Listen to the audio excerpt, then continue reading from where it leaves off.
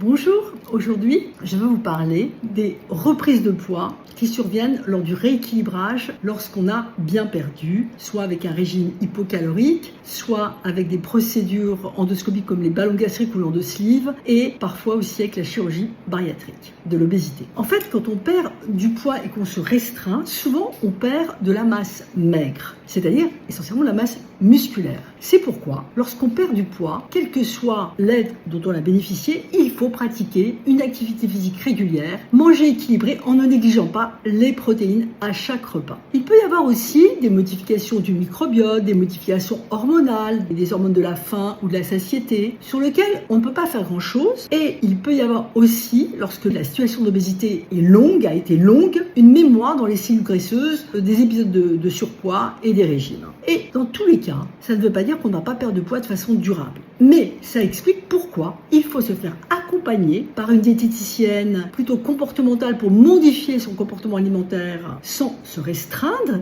Bien sûr, il ne faut pas manger des grandes quantités de sucreries. Et alors là, il faut voir s'il n'y a pas des prises alimentaires liées aux émotions. Et peut-être se faire suivre par une psychologue pour travailler sur ses émotions. Enfin, il faut aussi ne pas négliger l'activité physique. C'est pas forcément du sport, mais une activité physique adaptée à votre condition physique et dans la durée. Voilà, à bientôt!